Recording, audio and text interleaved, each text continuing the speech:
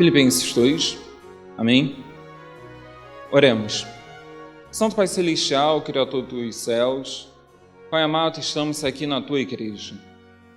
Santo Deus, estamos aqui com o Teu povo, com a comunidade dos santos. Estamos todos aqui reunidos, Senhor Deus, para Te adorar, para receber o pão que vem do céu. Pai amado, sabemos que nós somos tão fiéis, tão pecadores que não somos merecedores de Ti. Mas, Senhor Deus, aqui estamos. A nossa adoração não é suficiente para o Senhor. Mas, Senhor Deus, tenha misericórdia de nós. Aceite a nossa adoração através do louvor. Aceite a nossa adoração através do justíssimos e das ofertas, Senhor. Que esse dinheiro que nos abençoou tanto possa abençoar tantas pessoas. Que assim como o Senhor nos abençoou, que nós possamos abençoar os nossos irmãos. Nós possamos contribuir para a Tua obra. Pai amado, venha ser com a nossa adoração de todas as formas, quer seja cantado, quer seja pela nossa entrega. E, meu Pai, lhe peço agora que o Senhor envie Teu Santo Espírito adiante de nós.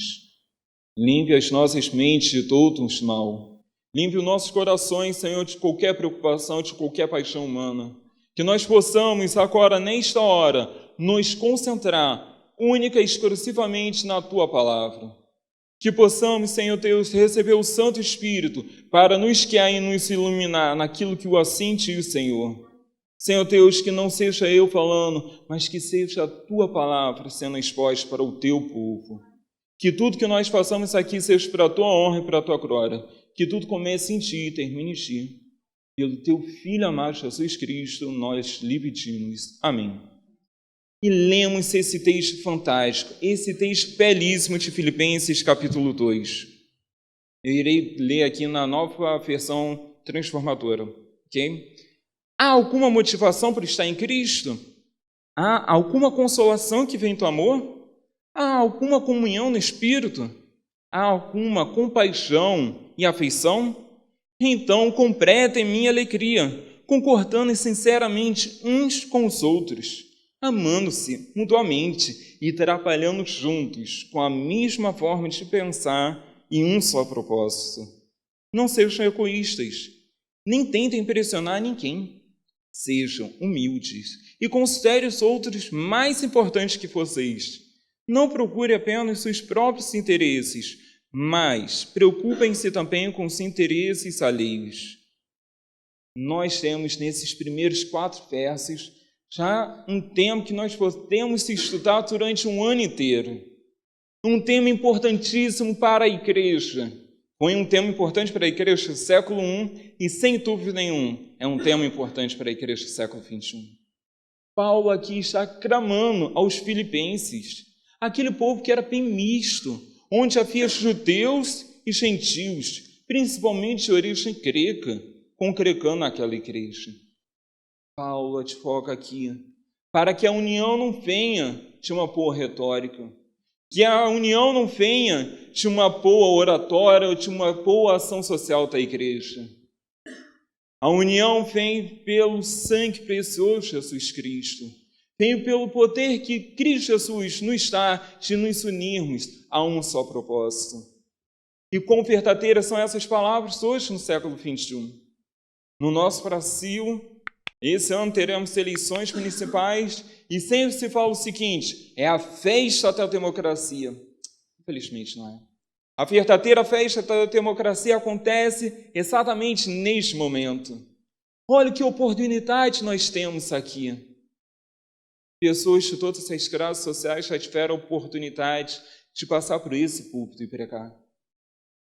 Pessoas de várias etnias tiveram a oportunidade de sentar nesses bancos para ouvir e glorificar o nome de Jesus Cristo. Pois todos eles permanecem com um só propósito. Mas, infelizmente, entretanto, todavia, dificuldades encontramos no nosso caminho. E essas dificuldades vão separando a nossa igreja. E, meus irmãos, por favor, olha, ninguém me passou nada, eu vou falar aqui o que é o texto bíblico, a interpretação e aquilo que pode atingir muitos da igreja no século XXI. Não recebi aqui uma ordem para mandar um indireto para a igreja, entendido? Mas o que nós podemos observar muito, estando em muitas igrejas e conhecendo muitos irmãos, é que essa advertência de Paulo fazem todo sentido para a igreja do século XXI. Quantos nós não percebemos em nossas comissões, em nossas reuniões, uma divisão tremenda do nosso povo? O povo que deveria estar unidos em um só propósito, agora se divide em partidarismo e cada um querendo fazer aquilo que melhor lhe apraz, ou que melhor agrada ao seu grupo social. E quando nós fazemos isso, nós rachamos o corpo de Cristo, nós separamos o corpo de Cristo e nós mutilamos aquilo que Cristo colocou nesta terra. Foi mais ou menos isso que estava acontecendo aqui com a igreja de Filipos. Era uma igreja muito boa, mas estava começando a surgir um desafeto no meio dessa igreja. Os irmãos de origem grega estavam procurando seus próprios direitos, estavam querendo sobressair a seus irmãos judeus ou seus irmãos de outras etnias. Estavam procurando os irmãos gregos terem a primacia de toda a pregação na igreja de Filipos. E Paulo contena isso neles, contena isso e essa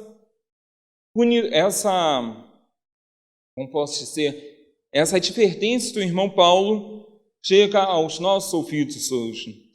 Que nós não devemos procurar sermos melhores que um ou outro, procurar os nossos próprios interesses, procurar as nossas próprias vontades.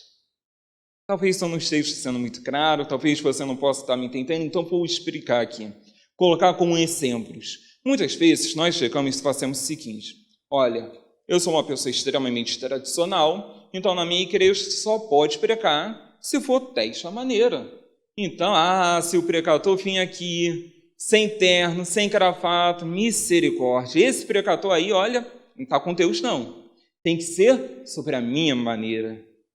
A salvação pela graça? Não, é só a gravata. É a salvação pelo vestimento que você está. A salvação se torna como exemplos de fidelidade que nós temos sobre o nosso Deus. E nós iremos ver isso mais adiante no livro de Filipenses. Paulo irá falar aqui sobre a falsa circuncisão, mas isso é assunto para um outro domingo.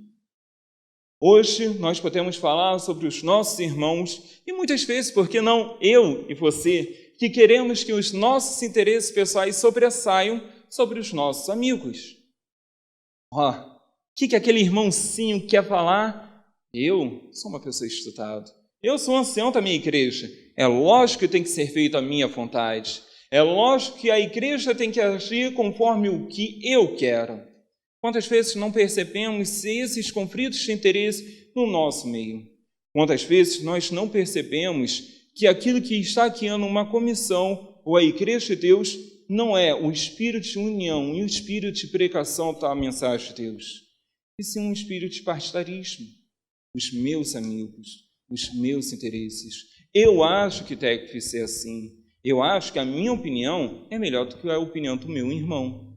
Porque, olha, eu sou uma pessoa muito maior do que ele.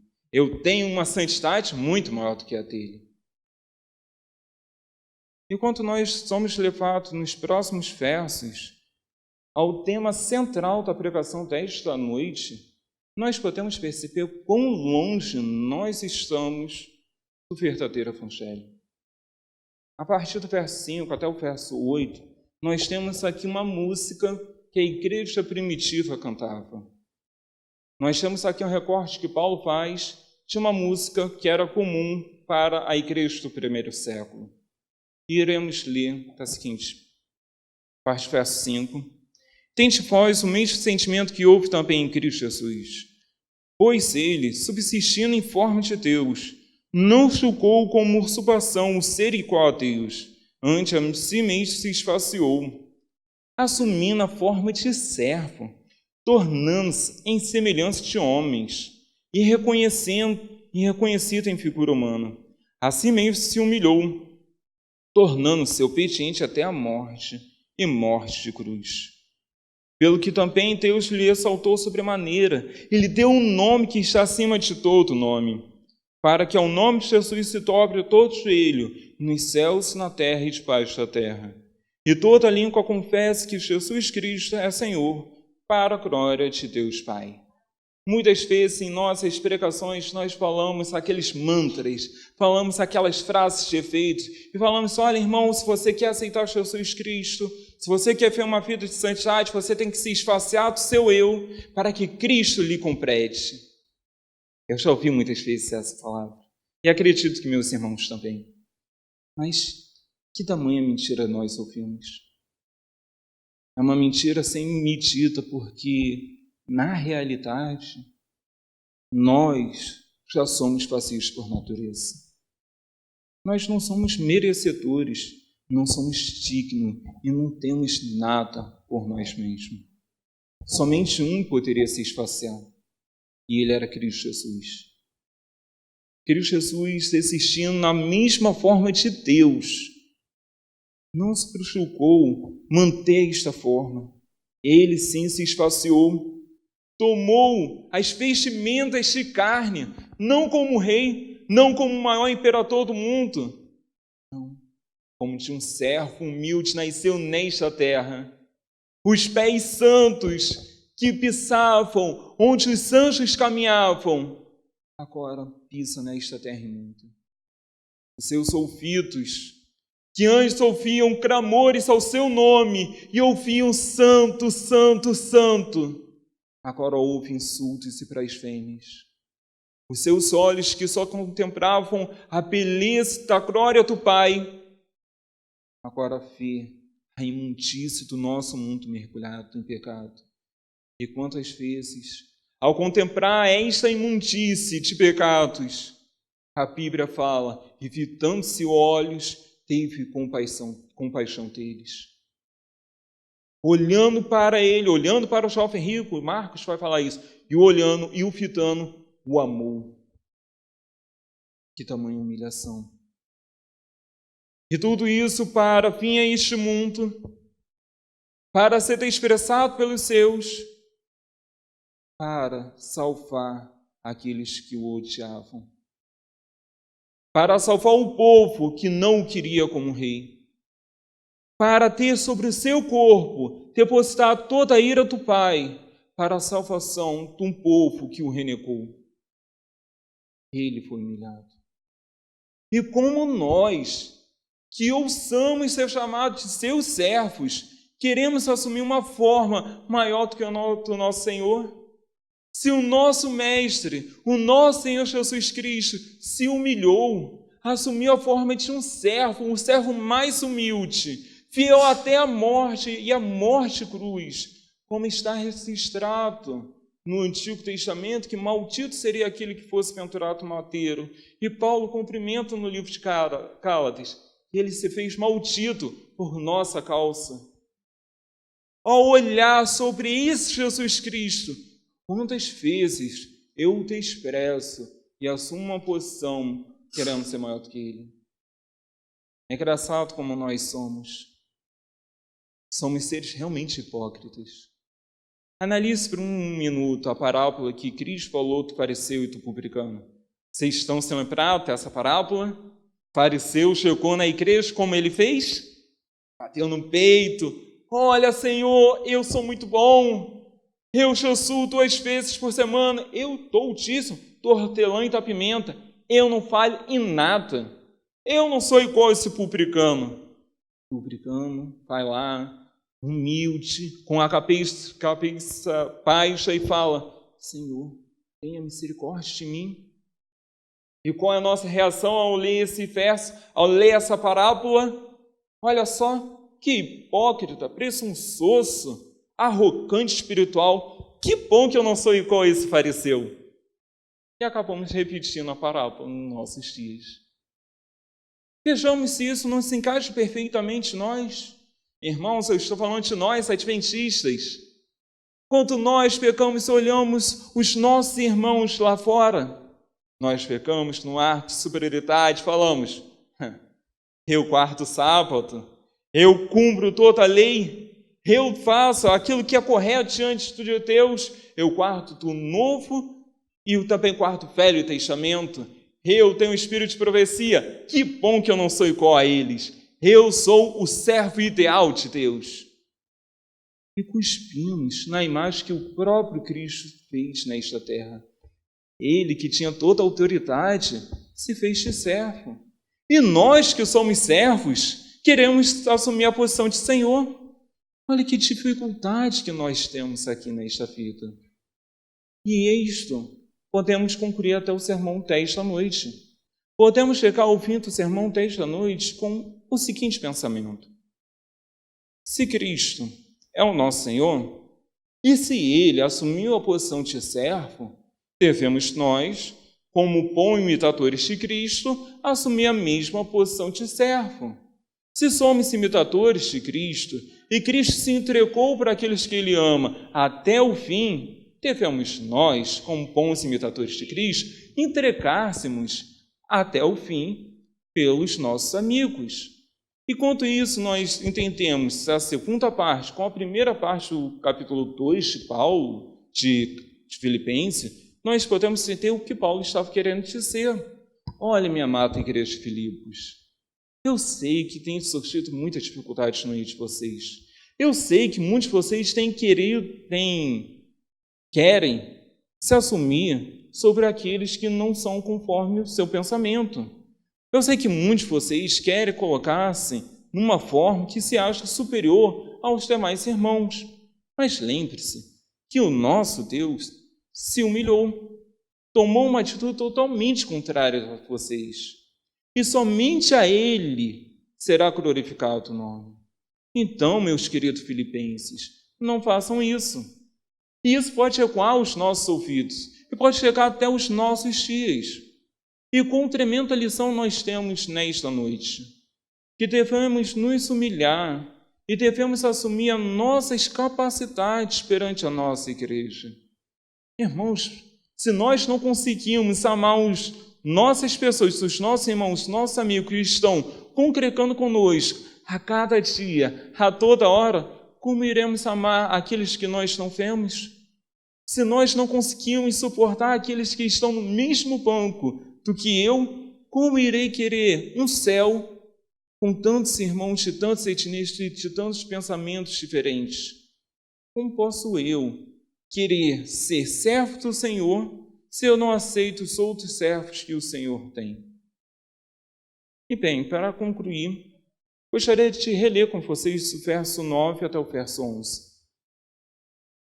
Pelo que também Deus o exaltou sobremaneira, e lhe deu o nome que está acima de todo nome, para que ao nome de Jesus se dobre todo joelho, nos céus, na terra e debaixo da terra, e toda língua confesse que Jesus Cristo é o Senhor, para a glória de Deus Pai. Eu não sei como você chegou aqui, não sei se você entendeu muito bem o que eu falei aqui, mas eu gostaria que você saísse até esta noite, partisse para essa semana de trabalho, de tantas dificuldades com esse pensamento. Somente com esse pensamento. Pode esquecer, não deve, mas pode até esquecer o que eu falei antes, mas fique com um pensamento na mente. Senhor Jesus Cristo, haverá um tempo, e esse tempo está vindo muito perto, está muito próximo, que todo mundo irá ver o nosso Senhor Jesus Cristo. Esse servo humilde que agora será elevado na sua posição original, e todo mundo irá ver. E ao ver a glória do Filho de Deus, todos nós iremos cair de joelhos. Alguns de nós iremos clamar: bendito, ressaltado Senhor Jesus Cristo, o Senhor da nossa salvação. Mas outros irão falar, bem ajoelhados, também numa posição de adoração: grandioso, magnífico Senhor Jesus Cristo, o Senhor da minha punição. Cabe a nós decidirmos nesta noite ao que nós iremos querer adorar. O Senhor Jesus Cristo, que nos receberá de braços abertos e virá: benditos do meu Pai, vinde, nos alegremos por toda a eternidade. Ou iremos aceitar: e Senhor, Jesus Cristo, que irá falar para nós: apartai-vos de mim, maldito, eu não vos conheço. A decisão não pode ser tomada amanhã. A decisão não pode ser tomada semana que vem ou numa próxima oportunidade. Essa decisão não pode se tornar simplesmente uma meta para 2020. Essa decisão que nós temos tem que ser tomada hoje. Agora, nesse instante, nós devemos nos humilhar. Na verdade, essa nem seria a palavra correta, mas vamos utilizá-la, porque eu não posso me humilhar diante de Deus, porque na realidade, diante de Deus, eu já sou humilhado. Mas vamos utilizá-la. Nós possamos nos humilhar, entregar o nosso coração, bater no peito e falar: olha, eu não sei de nada, eu não sei que é a minha vida. Ó Senhor Jesus Cristo, por favor, venha ser o meu Deus, o meu Senhor. Para que naquela manhã gloriosa todos nós possamos estar unidos em coro, adorando o Senhor da nossa salvação. Mas esse Deus é tão poderoso e é tão amoroso que, se você não o quiser, Ele será o Senhor da sua punição. Ele será o Senhor do juízo final sobre você. Cabe a nós decidirmos que Deus nós iremos encontrar no dia final. Ao que Senhor nós iremos clamar naquele último dia.